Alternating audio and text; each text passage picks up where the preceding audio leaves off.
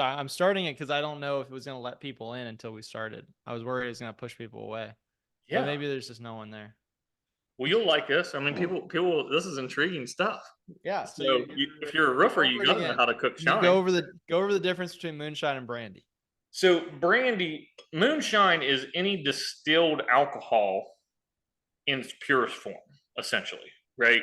Like that's you take beer, that's like a grain alcohol. So that's you take barley or wheat or rye, and you make Welcome, beer. welcome, Nick.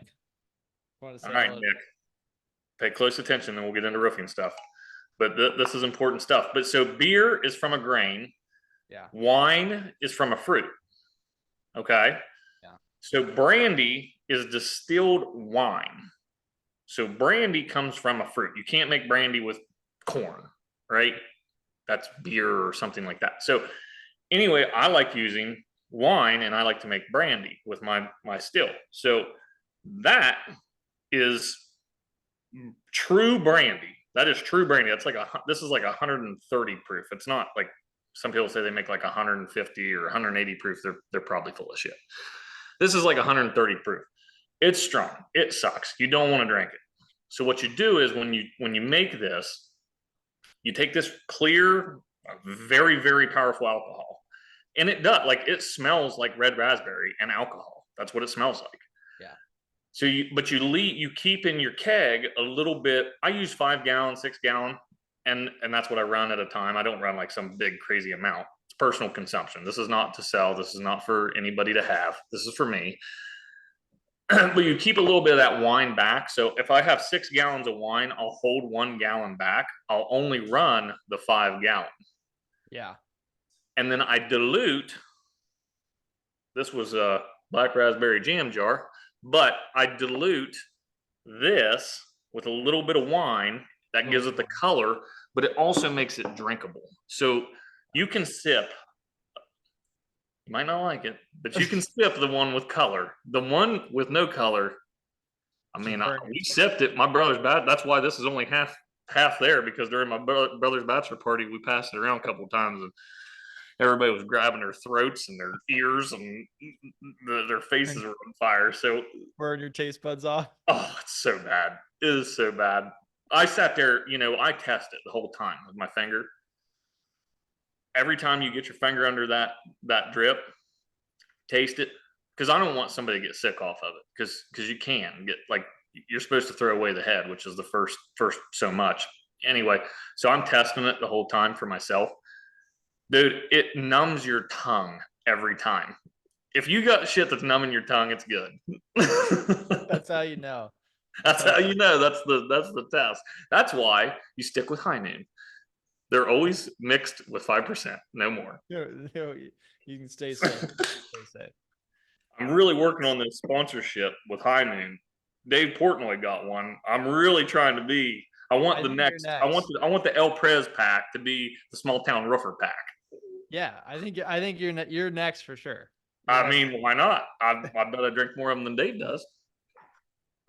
I love it. Well, let's get into some roofing questions. I later on I'm gonna share. I'm concocting something as well. It's not alcohol, but I'm also concocting something. So I'll share that in a bit. But we'll do some questions and then we'll get back to it. Yeah. I think we already have a question in the chat from Nick. Awesome. Nick says, "Can you send us samples of that?" That I don't. Can you mail it? You're gonna have to hit me personal on that. Yeah, you gotta have the legality of that is. You gotta go on Small Town Roofer first, and then you get a sample. Only for DM. Hit the DM. Yeah, hit the DM. Hit the DM, Nick. Perfect. All right. Cool. Well, let's just to go do the rundown. This is Roofer to Roofer. We keep it chill. This is we talk shit a lot in here. But we're also talking shop. So if you have any questions, you have any things that you're struggling with in the business, hit the Q&A, hit the chat, or even raise your hand, and we will we'll talk it through with you and see if we can't find a good answer for you. Until I see anything pop into the Q&A or the chat, we're going to just start going through some questions that we have that we've collected over the last couple weeks. So let's start with, we'll just start with an easy one. Scott, should roofers be selling corrugated or standing seam metal roofing? Yeah, I mean, well, you know, that's a great question actually, because I am so against the corrugated metal, and that term is a broad term. But essentially, what you're asking is, should you sell a screw down metal or a standing seam metal? That would probably be a what a roofer would understand a little better. But Screw down it, versus- yeah, the problem with screw down metal is the way a roof is made, the design of a roof is to shed water. And the goal is for any penetrations to be overlapped by the next layer, the next course. That's how a shingle roof's designed. So you got a shingle, you got nails, next shingle overlaps the nails. So no nails are exposed in an entire shingle roof system. There shouldn't be no exposed nails. My problem with a screw down metal roof is it literally defeats that entire thought process of covering your fasteners. They have black rubber washers or neoprene, whatever that material is, to seal that up. But I can tell you, I was at my best friend owns a bunch of storage units, and he called me. This has been a couple weeks ago, maybe 4 weeks ago. He has two buildings side by side.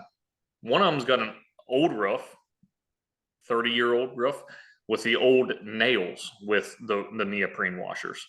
That's how old, you know, it's got nails, not screws. That's the old school way.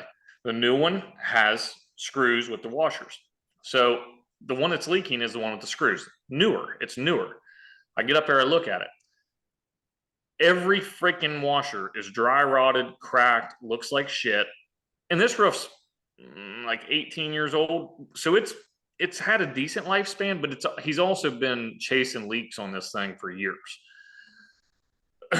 So he asked me, he says, hey, while you're there, do you mind doing an inspection of the old one?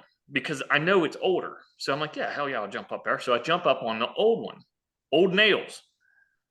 The washers are like perfect.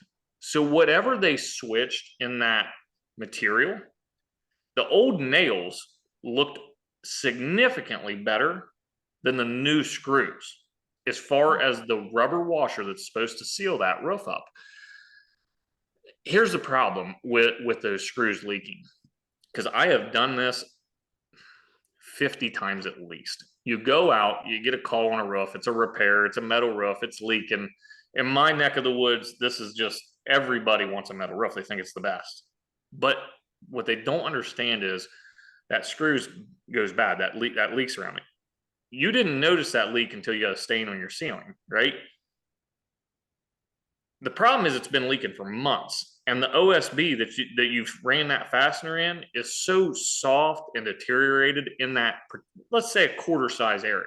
Like a little bit of it's very soft. So they sell what we call a goof screw. It's a larger shanked screw to try to fill that hole. They never bite because it's a quarter sized area that is now soft and deteriorated, so it can't suck tight to pull that washer down and seal that hole.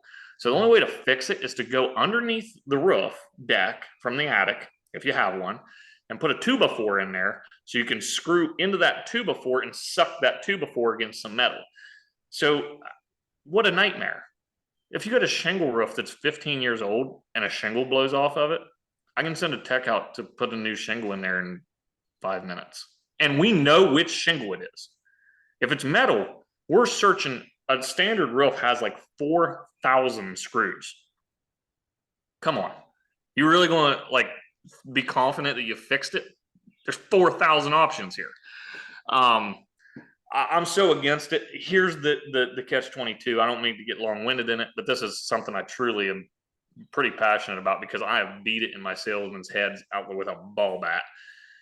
Standing seam is the best. It's fantastic.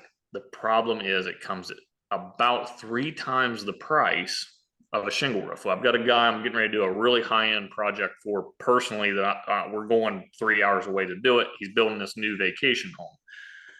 He wants standing seam, so we quote him standing seam, and he looks at it and he said, "Can you quote me shingles?" And we're offering a gold pledge shingle. I mean, it's, call it what you want.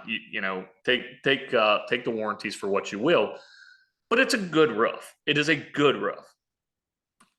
I'm quoting this thing, ice guard the whole thing. So this is a really high end shingle job. It's in the mountains. It's on a ski resort. That's why. So I'm almost a third of the price with shingles. I'm less than half.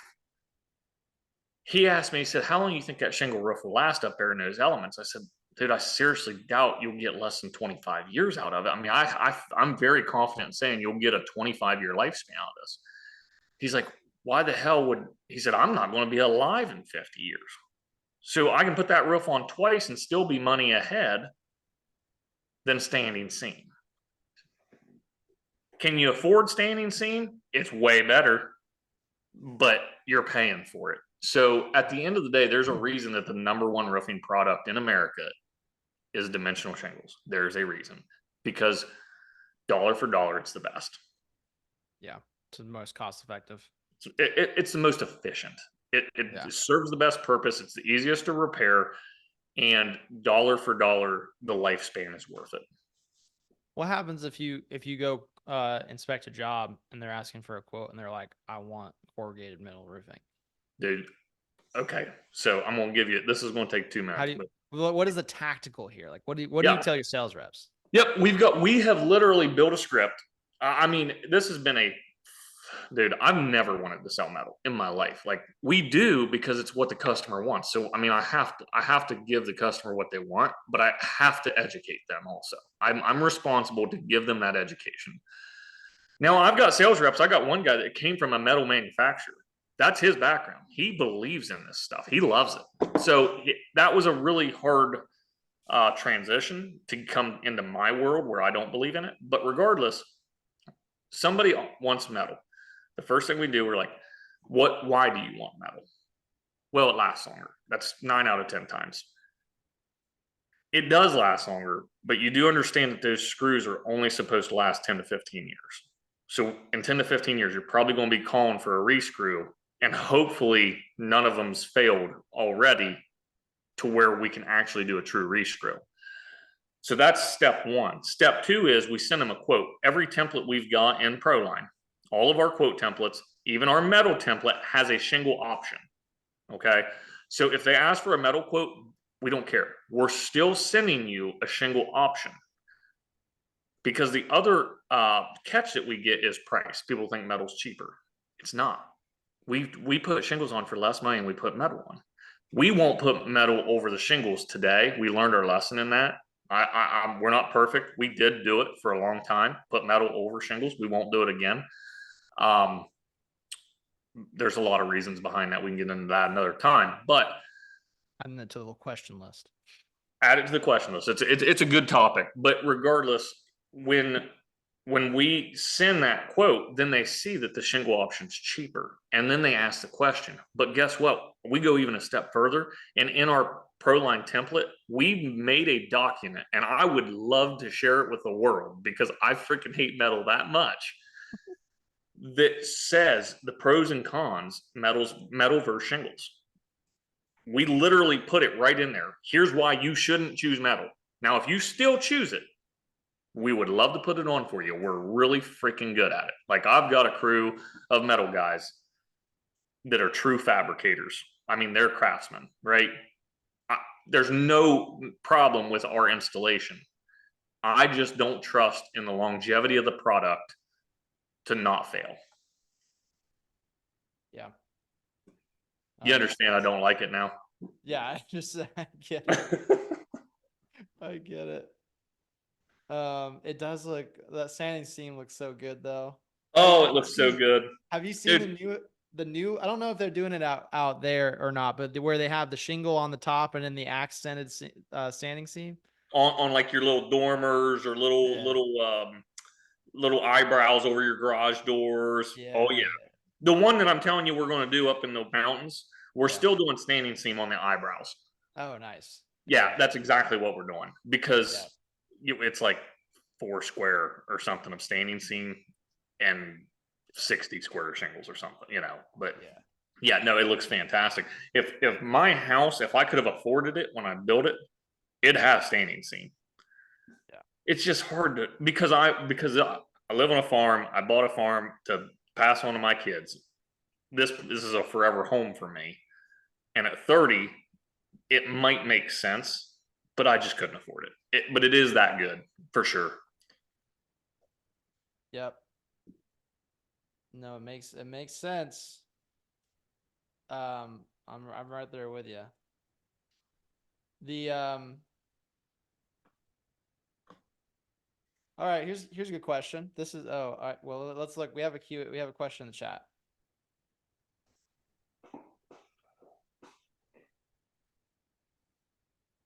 I think so. Nick is asking, do homeowners defer? I think he's saying defer to you after looking at the pros and cons list. Like, how often does the pro and cons list work? So here's what I'll tell you, and this is a fact because I was a salesman before I hired salespeople. I used to sell these roofs every day. When I was selling roofs, almost every time the customer wanted metal, I closed the sale in shingles because I gave them an education. If you can educate your customer at the point of sale, you're up here. That builds more trust in a sale than anything. We don't take deposits to build trust, but that doesn't even do as much as educating your homeowner. If they feel like, damn, that guy really took the time to teach me what was good and bad and what I should buy and what I shouldn't buy for my home. These guys don't know. These homeowners don't have a clue. They have no idea. So if you can teach them, and guess what? Then they jump on Google and they find out the same shit because it's all over the internet that those fasteners fail. It takes a 30-second Google search to find this stuff. Yeah. Once they know what to look for and what to search. And as soon as you were, and here's the problem with metal, every hack out there, and I'm not saying if you put metal on you're a hack, but every hack wants to slap metal over shingles as fast as possible because they make the quick buck. I compete against it every day with a lot of Amish guys. That's our biggest competition because they'll come put metal on for next to nothing. They'll do it super cheap because they don't tear off. They don't do it. They don't do any prep. Metal's iffy at best. The installation, they don't use a lot of trim that they're supposed to use. So they can do that for very cheap. Well, when I come in right beside them and I say, look, I know these guys are offering you an $8,000 metal option and my shingle option might be 10 grand and my metal option's 12 grand. My metal option is 12 grand because we're going to do all these additional steps that are truly necessary. And my shingle option is cheaper because the material is significantly cheaper. My labor is about the same. So, but I'm trying to sell you the cheaper option because it's going to serve you better as a homeowner. And I get the sale. Boom. Every time. It never fails. Yeah, you earn a lot of trust. I earn all their trust. They literally, as soon as I do that, that guy's a liar and he's a shady contractor. And I'm not trying to throw him under the bus. I'm just giving them the facts because it's a fact. Yeah. I feel like it's a massive sales technique. When you tell someone they don't need the most expensive option, that's yep. That every time it works every time. Absolutely. What have you found? Are we ready to move on? Any other thoughts on that? Okay, cool. I got a marketing related question. What is currently, what would you say is the most cost effective way of advertising your roofing company? I want to say referrals, but I want to say that with some air quotes because I've said before, referrals don't work today like they used to. When I say referrals are the most cost effective way, that's organic Facebook, That's, you know, inviting the customer that you just worked for to like and share the picture of their home. Follow your page, right? Like you just did Joe Blow's house. You just roofed his house. Before you close the sale, you get Joe Blow to follow your Facebook page, and you ask Joe Blow if he'll like and share the post of his house once you post it tomorrow. Now, Joe Blow, all of his friends on Facebook, he just referred you to all of them. That's a referral. So things like, and there's other options. There's other ways to do that also. Door hangers, I think, in the neighborhood that you're doing jobs is a referral. That's not canvassing.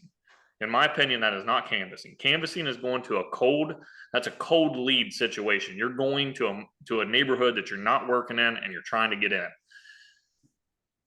Hanging door hangers on 10 neighbors' houses on the house you're working on, that's building a referral. Because if you're working on Joe's house again, and you hang door hangers on Joe's neighbors' houses, and Joe doesn't speak poorly of you, he only has good things to say about you, or he leaves your sign in. I just drove by one today on 3rd Street, right downtown Marietta. I love seeing it right there because it's like on the main drag. We did that job like 6 weeks ago. The sign's still in the yard. That guy is referring us by leaving that sign in his yard. That is a referral. So if I know for a fact, if I get any jobs on that street, that's a referral. That's not any other form of marketing. He's referring me by leaving that sign in his yard. People don't talk face to face anymore. You and I were talking about this not long ago. He's referring you by leaving a sign in the yard. He's referring you by sharing the Facebook post. Yeah. That's the most effective, efficient marketing available right now. And in a tough economy that we're in, it's not a should do, it's a have to. If you're not doing it, you're just missing. You're missing so bad. Yeah. No, it makes a lot of sense. I'm not day to day in marketing a roofing business currently, so I don't feel super qualified to talk on this. And I don't necessarily want to even talk about the things that were working back when I was doing marketing for John, but because everything's changed. But I do want to talk about a strategy that I really think could work that's new. This is brand new. It's hot off the press. I have no idea whether this is fully effective, but I feel like it could be really effective and cost effective. And I just want to see it tested. So Facebook now allows you to run ads to a Facebook group. This is brand new. You couldn't ever do this before. You can now promote, like, with money, a Facebook group and encourage people to go and to join that group. And so what I think would be incredible is for a roofing company to create, and you could do this with any home service company, but create families of Marietta, Ohio, or like Friends of Marietta, or just, any kind of generic, it can just be a generic name for your area. And there's already a ton of these groups, right? No one's going to debate that. There's a ton of groups. Marietta Neighbors is the one that I remember. Marietta Neighbors. But the thing is, nobody wants to be left out. So there's always room for another group. And you can create one of these groups. Now, you will have to seed it with some content, like some local recommendations and some questions. So there's some real work that has to go into like keeping that group active and people talking and engaging in it. But if you just put some of the effort that you're putting into posting organically on your Facebook into that, it's not super high lift. And once you get enough people, they'll start posting and asking questions, and then it's kind of self-sustaining. And then you run ads, and those ads are going to be really cheap because you're running ads to Facebook, not pushing them outside Facebook. So Facebook's going to give you a massive discount on those ads. So they're going to be really cheap. You can run a little bit every day and just over a long period of time and just keep a steady stream of new people joining the group. And then they're inviting their friends if you set the group up right. So you even benefit more from each one. Then in that group, all these other groups are like non-promotional. You should have the same rules, like no promotions allowed except for your company. So you're saying, let me ask you this, because now I'm interested. Can I create an ad and run it in Marietta Neighbors that already exist and somebody else runs? No. So that's it has to be a group that well, okay, I haven't done this. This is my understanding from James because we're trying to figure out how we could potentially use it at ProLine. But you can have a face you have to control the Facebook group. It has to be your Facebook group. And so well in groups now there's already ads. Like if you're scrolling through a feed of a group, like you might see an ad pop up, right? If you scroll down enough. So that's already a thing. It's not necessarily you can't really I don't know if you might be able to target the group somewhat, but it's about promoting a group that you control and own and pushing people into that. And they're just ads that are going to float around just like any other ad. But instead of being like, fill out this form or click on this link, it's going to say just join group on the ad.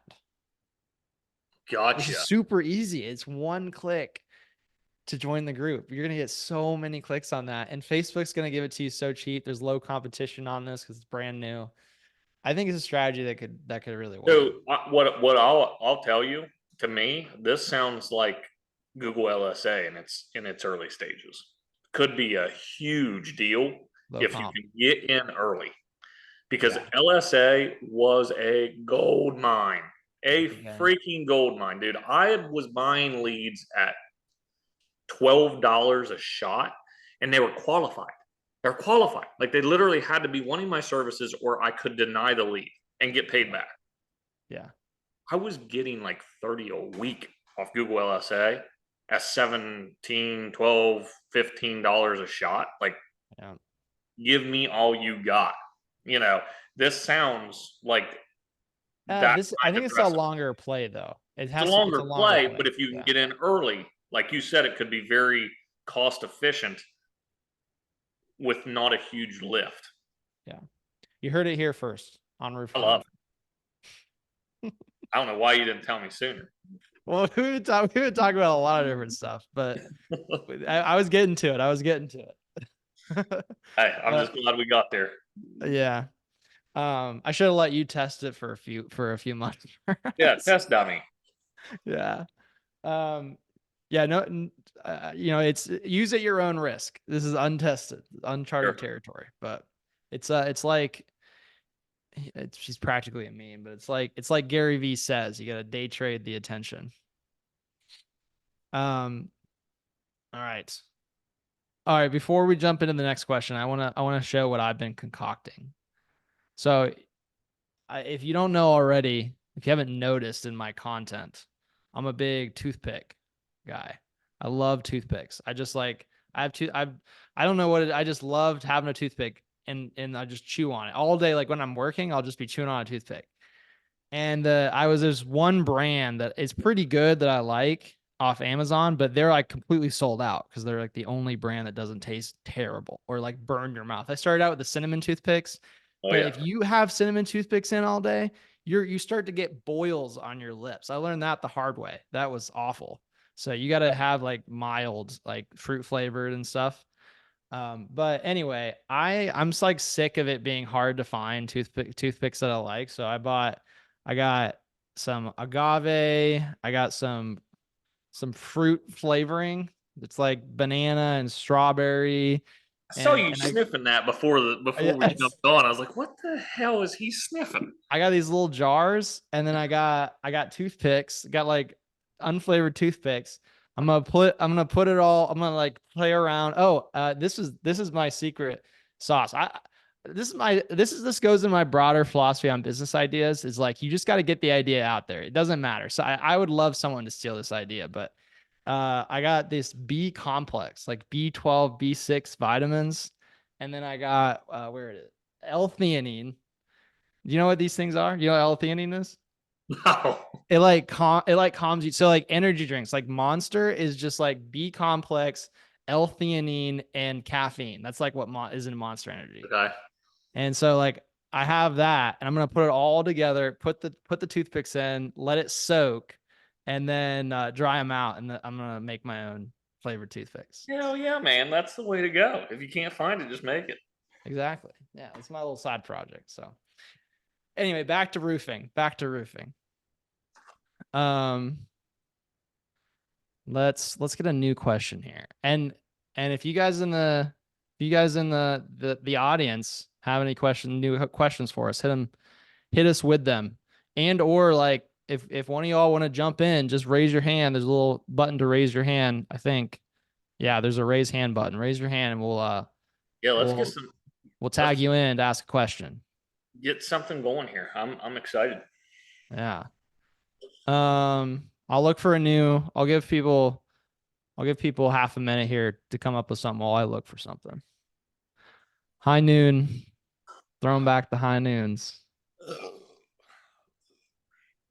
I don't even think I can get drunk off of them.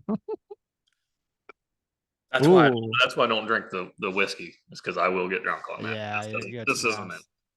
fast. I feel that. I'll go too fast too. It's like I feel like it's an entrepreneurial thing. It's like we don't really have stop buttons. No, no, I don't have an No off. You know, stop. Off button, that's a yeah. good topic. Let's take a second on that because Okay. I was thinking about that literally like 20 minutes before we jumped on.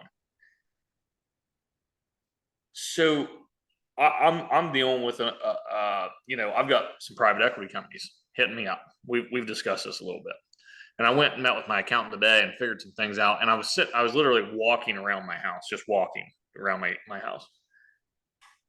I have this gear in my head, and I think anybody listening potentially could have this same gear. And I know you have it. What in the fuck would I do with myself if I didn't have a business to run? I would be so bored. Like, I can't sell it. What am I going to do? Like, because my off switch, I don't have an off switch. It's just like when I was thinking about it in terms of gambling because I'm going to a casino next week for the GAF conference. I'm going to that, by the way, in Maryland. Oh, cool. Yeah, yeah. Yeah, I'm pumped. It's at a casino, not, dude. You want to see me in rare form? Come to the casino with me. I would love to go. Shit happens. I mean to tell you, I get wild. But I gamble like a motherfucker. Like I get crazy at a blackjack table. I'll sit there for 12 hours. Oh damn. And my wife will sit there for 12 hours with me. Like Yeah. she's betting $5, $5, $5. You know me. Yeah, yeah. No. I'll table max that shit. But I like blackjack because it's fast. Like Yeah. I need that. I need that go. You know what I mean? Like to play hold'em. I'm the first one out playing hold'em because I'll go all in on the third hand. Like, Yeah. nah, fuck this. I need quick. Like I need that satisfaction. I need to continue to grind. I need to hustle it out. I need to grind to the next hand, play the next one, get it again. It's funny. Like you can't turn that off. Hardwired. It's just in there. And I wish I could turn it off, but it's almost a curse some days. But some days it's a blessing. Yeah. Yep. Yeah, it's a curse and a blessing. That's a good way to put it. Yeah, absolutely. Yeah, I mean, I was having this conversation with the girlfriend the other day. I was like, this is who I am. Like, it's not a choice. I can't help it. You know, this is who I am to the core. I worked for an oil and gas company prior to this. And if you wouldn't have known any better, it was my oil and gas company. I was so obsessed with the success of that oil and gas company that I only got paid for 12 hours a day, 10 hours a day. I worked 18 hours a day. Like, I didn't care. I didn't care that I didn't get paid. I didn't want it to fail. I wanted to succeed. So I was just ingrained into whatever it took all day. Yeah. But yeah, anyway, you got a question. It's a gear. No, Yep. I love it. I love it. Richard put into the chat. He said, I just want to say how much the automations inside ProLine have helped my company. I was able to get 6 new Google reviews in 24 hours as we added people into that pipeline. I love to hear that. That is freaking awesome. Thanks for sharing that, Richard. That is some badass stuff. I think that's what we love to hear, like early on with people coming in. And that's, I think, a huge thing with ProLine that's so different than the other CRMs is like the other CRMs, like they either don't have automations or you have to build them yourself or all this stuff. With ProLine, you can get in there, you can turn automations on, you can have automations run the same day you sign up. And so I love hearing stories like that. Richard, you should try a lead rehash next. If you got any old like lost leads that are, or like leads that fell through the cracks, throw them through a lead rehash and maybe even get you some extra sales here in the coming next weeks. I want to add to that because I just started a new campaign, a new lost rehash that's Yeah. not a rehash, but a lost Oh, campaign to track my sales guys' efforts. So now anybody that goes into loss, so I've moved everybody into rehash that was so old, like more than like 2 months old. I put them in rehash. I'm getting ready to run that campaign again, a new rehash. We do it like once a year. yeah. Yeah. But I started a new campaign to track what people were doing, what customers felt, how, because I want to know you didn't choose us. That's okay. Like we might not have been your cup of tea. We might have been too expensive. We might have not presented well.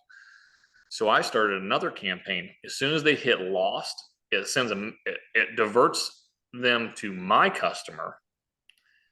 And I send an automated message that says, hey, Mr. Customer or Mrs. Customer, how was your experience with us? I know you chose to go a different route.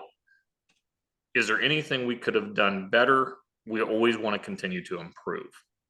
I've already got like 4 messages on this, and all of them have been fantastic. And I'm probably going to reach out to them and ask them for a Google review just on our presentation. Hmm. Might as well. I mean, they're not going to give us a Sure. bad review. They just spoke highly of us. They just said that they found somebody that was a better price. Yeah. So yeah, that's awesome, dude. I think the review generation from ProLine is a oversighted piece of excellence. Like it's literally made every location I've got rank. I mean, on Google, um, it, it's super powerful. We need to, I'm realizing, because we're rebuilding the ProLine website right now, and I'm realizing we need a whole page devoted to that on the website. It's so powerful.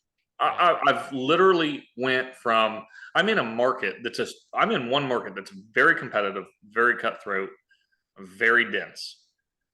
I'm ranking 2 and 3 depending on the keywords with almost no SEO.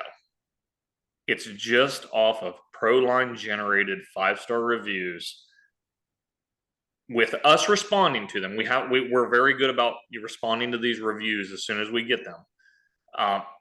But that activity, Google loves it.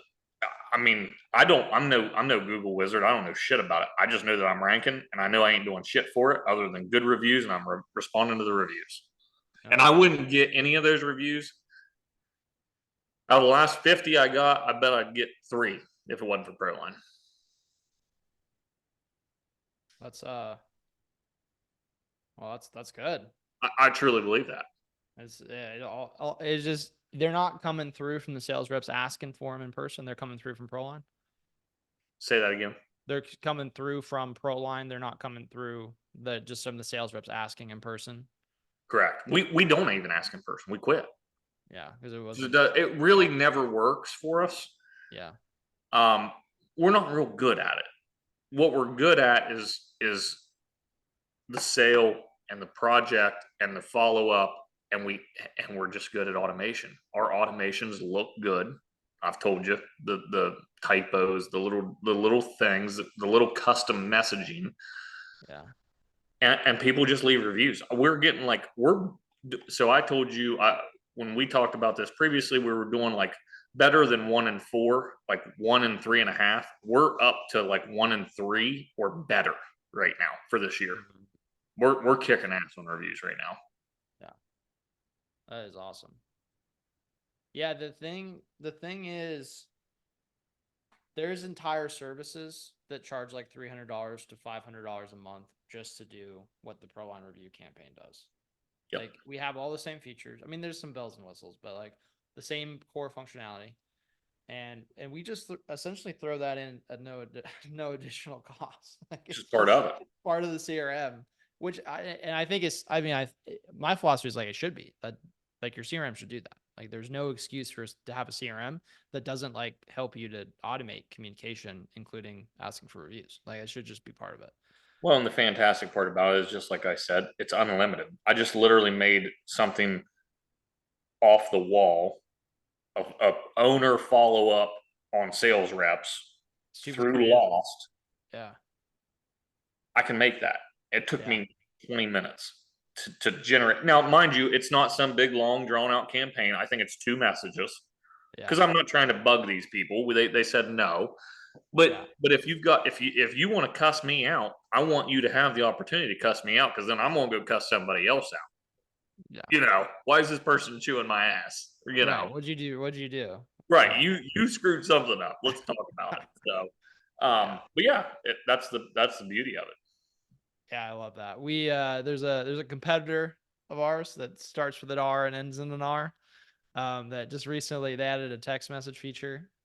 I mean, I don't know. They gotta compete, I guess. But the thing that I've been hearing about it from from the sales process and from people that are coming switching over from them to us, and they thought that they could just copy some of the campaigns that we're running and just hard code it in. So you can't customize, you can't do custom campaigns, you can't do whatever anything you want. It's what they let you do, and it's all pre-written and like set in stone. And so there's no opportunity. That was part of our philosophy with ProLine. It's like we don't know how exactly everyone's going to use this. Like we can Well, do a lot of pre-built stuff, but I love hearing that like, oh, you found a new way of using the automated campaigns because they're flexible and you can do whatever you want with them.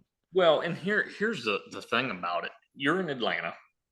I'm in, we'll call it West Virginia because I might as well be. Most of my sales are in West Virginia. The way people speak here are not the same the way people speak in Atlanta.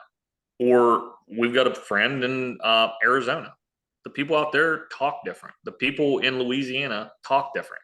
You use different words. You say different things. You have different slang. Like build that in to your automations. Now, ProLine out of the box is really good. But the best part of ProLine is in a few seconds, you can just go through and edit those words a little bit to fit your market where you're located geographically. Maybe you're in Canada, right? Canadians speak a whole different tongue than people in Florida. So you have that ability to customize that. And I think that's you can't one one size doesn't fit all, period. Yep. Yep. That is spot on.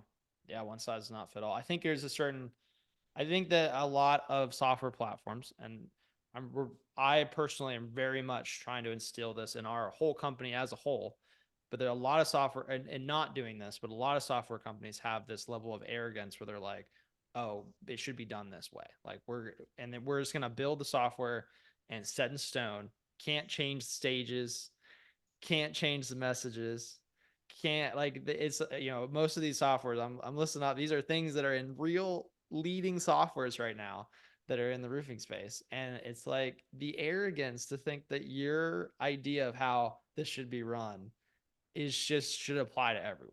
Well, why would that even be a thought when you got one user that's doing $500,000 in sales and one user that's doing $10 million in sales? Why would you even think that the pipelines would be the same? Not Yeah, even close. got to be customizable. Yeah. Got to be customizable. And yeah, and it's got to be simple. So I've been training our support team, and so I've been harping on them. Like there are 2 sides to ProLine. There is the operator side. That's the day to day, like sales reps, admins, people that are using ProLine day to day in the business, and then there's the implementer side. The operator side has to stay and is designed to stay as simple to use as possible. And we're not always perfect there, but that's the goal. The part that managers and basic team members in ProLine can see. We try to keep that as simple as possible. And we try to keep the other side, the admin side, the implementer side, we try to keep that as simple as we can too. But the main objective there is not simplicity, it's power. It's customizability and power. And so it's like those having that divide, like keeping it simple for the day-to-day users while allowing implementers and owners that full control over how they want to set up the process and the automations. Yep. Super key. Super key. So that's it from our sponsored or our sponsored message of the evening. Back to regular content. Oh, well, okay. I think we got time for maybe one really. Oh, and Richard, I see your message. Richard says we're working on that as we move old quoted customers from SQ. Guess what SQ is? That will be one of our next campaigns. So that's awesome, Richard. I'm glad to hear that. You're going to get a lot of value out of that. And so I'll mark that as done. Let's do this question. And I think we might be able to do a couple more questions, but we'll start here. And then if you guys have another question for us, feel free. Please do put that in the chat. Richard or Nick to ask something challenging. Something hit us that's with really something struggling hard. in their business. Yeah, hit us with something hard. All right. While we're waiting on them to come up with some, how can I manage emergency calls without disrupting my regular scheduled work? I think inherent in that question is like, should I even offer emergency calls? It depends on your model. It's all about the business you run. I scout my competition regularly. I'm guilty. Like I look at my competitors' reviews. I was reading one.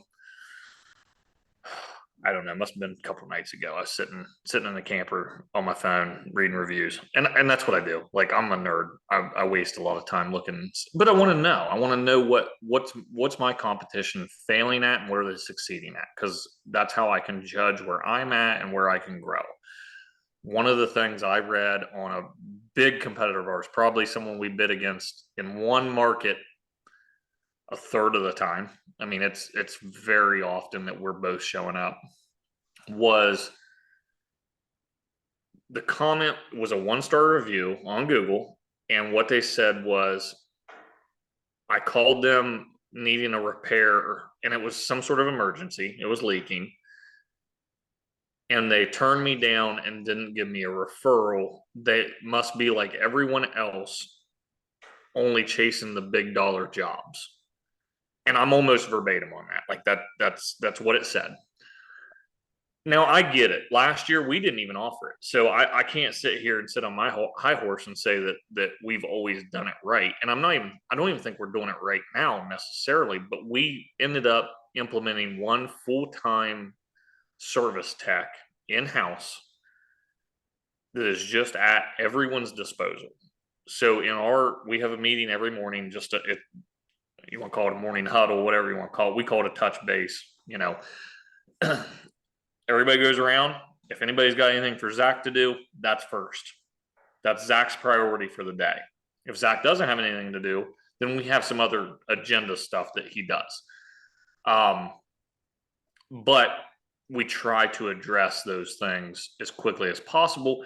And I'm here to tell you, my goal with Zach is to break even. I expect to never make money off Zach. I went into it knowing that I probably wouldn't make any money. And at this point in the year so far, we're taking a loss on Zach. I think that's coming around. Like he's doing some profitable repair work right now. But the goal was to take care of the customer. The goal was to build that trust with all of customers. So the repair that we're doing today, I hope 3 years from now, I put that roof on at a guarantee because we took care of them, right? We've seen that in our history. We have people that literally use us just because we took care of them once before, so the only way to do it though is to have he's a flex guy, right? You got a flex room in your house. If you got a bigger house, you've got a 2-bedroom, 3-bedroom house and a flex room. That room's for anything, just whatever it needs to be. Well, you need a flex guy, a flex employee, a utility guy, right? That's what Zach is for us. He's fantastic at it. And he's not super expensive. If you've got a little bit of a team, it's worth having him around. If not, as the owner, and I did this for a long time. I was the flex guy. So if that meant actually, to be dead ass with you, right before I left for Florida, I was out tarping a roof because a friend of mine called and said his aunt had a leak, and I couldn't get any of my guys there before it got dark, and it was going to rain the next day. So I went and tarped it. You know, step up. Like if you want to run a business, sometimes you got to wear all the hats, and that's just part of it. But at 7, actually, it was our date night. Me and my wife were on a date night, and my buddy texted me and his aunt needed a roof tarp. So you know what we did? We finished our dinner. I stopped at the shop. I picked up a roll of felt and some nails and a ladder, and I threw it in the truck. Up to her house we went on our way home, and we tarped that fucker. Done. And guess what? I think we're putting a roof on it in 2 weeks. So Yeah. take it for what you will, but there's something to it. You should be doing it. Yeah. It's like you got to prioritize taking care of the customer, even sometimes that doesn't mean making a lot of money. And I have a pretty sneaky suspicion that my sales guys are going to listen to this podcast. There's a very good chance of that, and I don't care because we had this conversation pretty openly.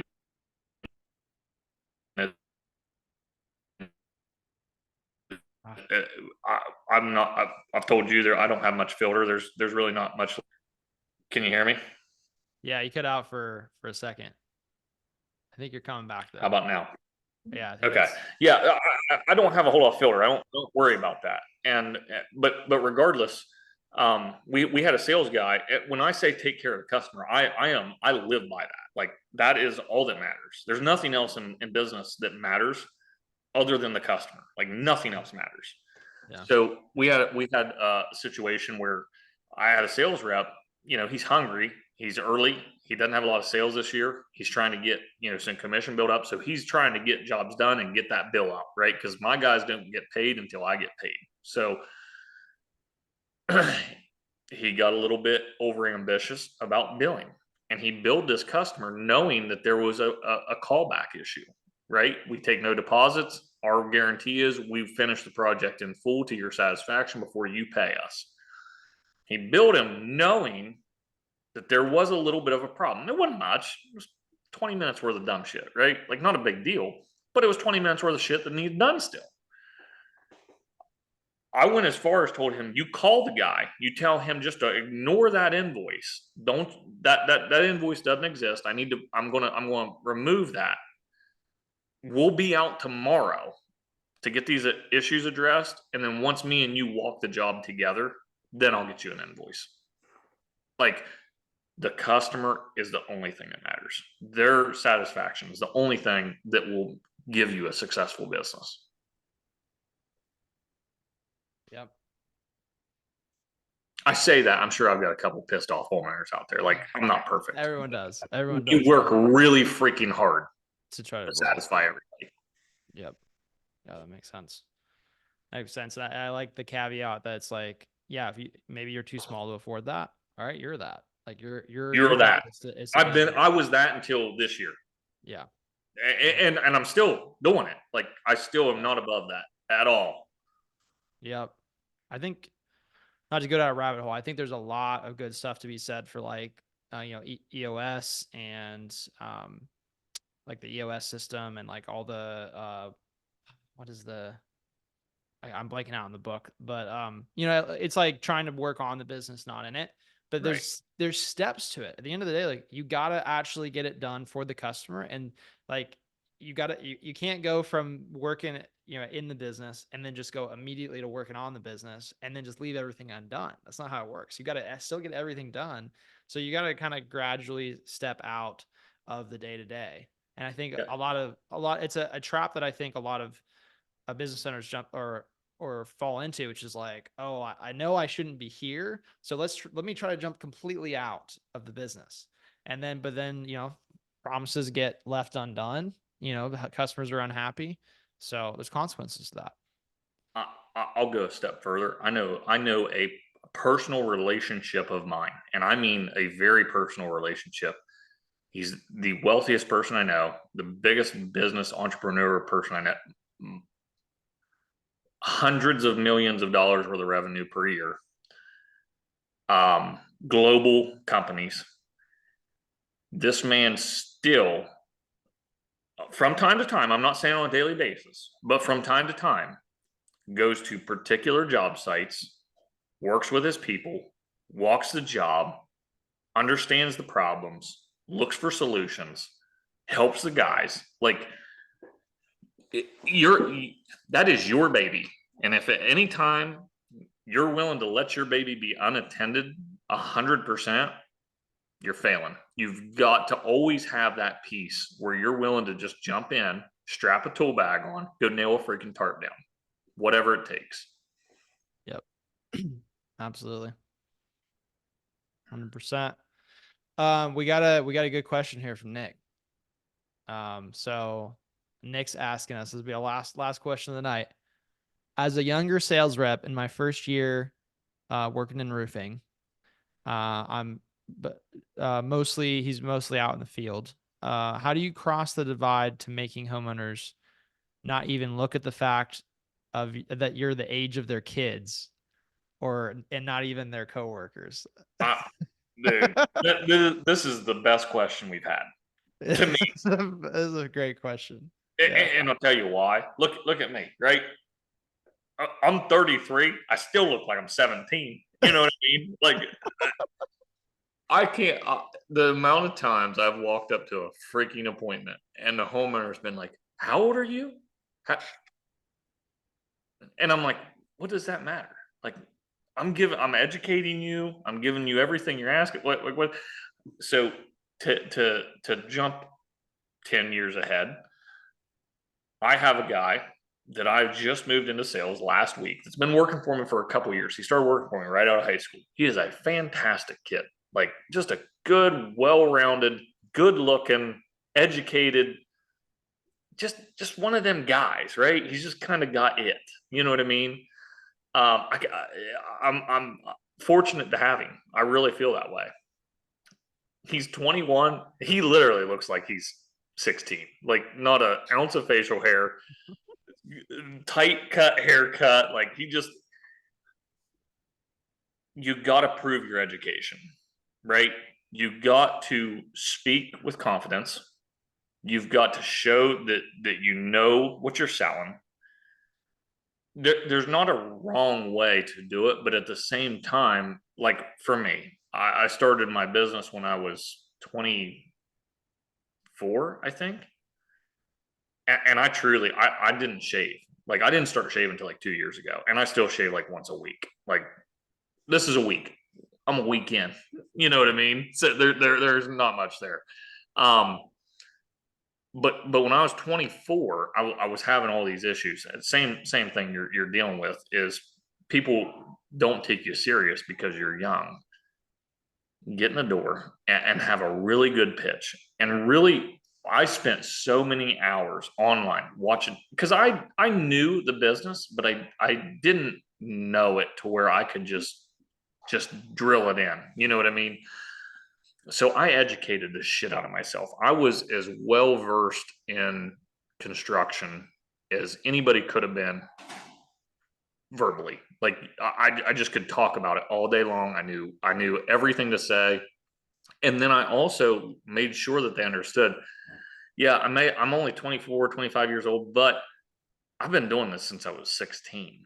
Like, I have been in this business since I was 16 years old. My dad, I helped him build his house when I was 14. Like, that's what I did my entire summer that I was 14 years old. I understand how this works. I knew what I'm doing. Like, oh yeah, by the way, here's 5 customers that I've worked for this month that would love to give you a good referral of the work we do, and the quality of it. So that question hits real close to home for me, because I mean it's still a problem that so strategically I've pulled myself away from appointments, and I hired a guy, Josh, he's my head sales guy. When I hired him, he was 40 years old.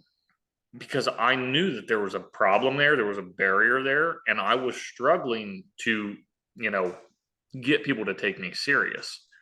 So for Josh's first 2 or 3 years, yeah, he was the one, the face showing up to the job to sell it, but he was literally just taking what I would tell him, and that's what he would present. So it's tough. And Kelton, the guy that works for me, that's young, I think he's 21. Like I'm pretty sure he just turned 21, and he's going to struggle with it. But just be honest. Be an honest, educational salesperson that really, you know, presents well and gives the customer what they're looking for. And I think that you'll get through it.